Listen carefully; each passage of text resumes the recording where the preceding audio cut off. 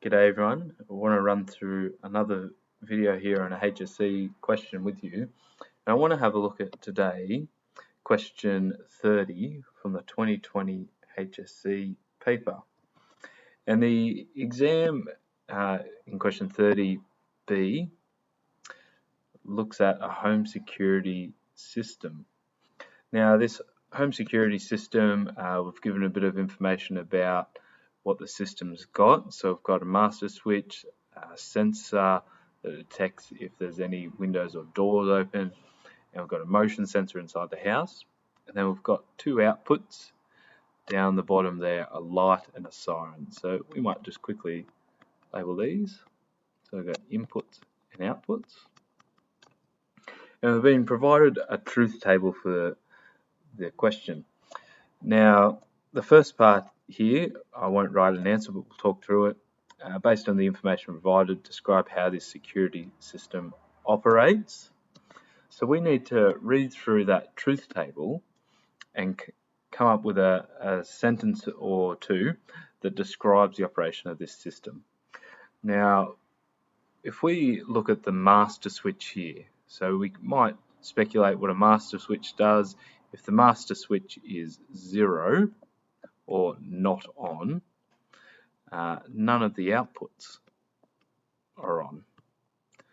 So our first part of our response here to cover these situations might say if the master switch is turned off, there is no output from the system.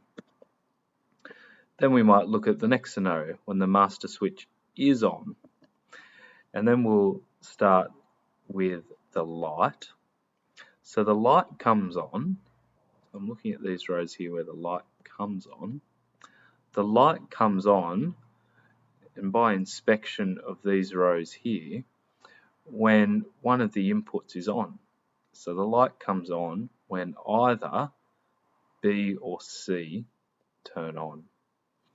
And then lastly, by inspection again, if we look at the siren only ever comes on when the master switch, the window or door sensor, and the motion sensor on, then a siren will go off.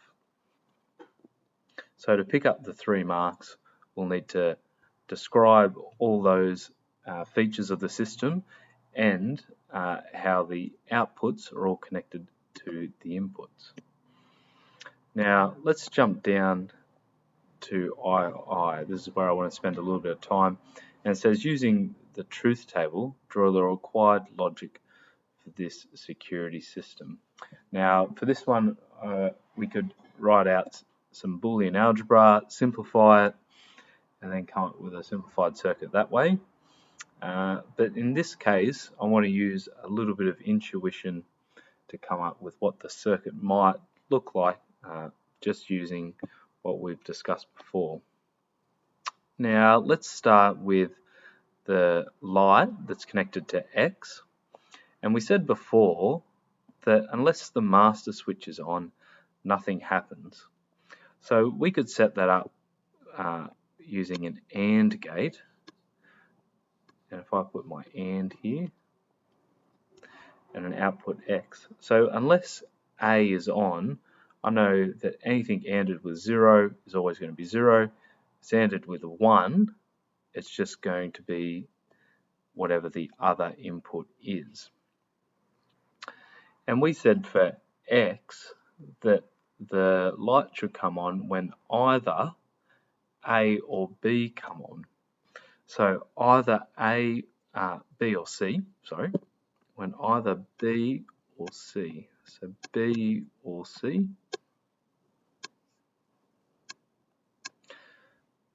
And there is my circuit to represent X. So that's A has to be on to get into my AND, and then I've got B or C coming on to trigger the light. Now the last bit here, Y, all 3 need to be on. So I'm looking at B and C and A. So I'm going to drop my AND gate there because all 3 need to be on. And just to save me drawing lines over the top of each other. B, C, A. All three need to come on for the siren to activate. And that's going to be my circuit for these two outputs.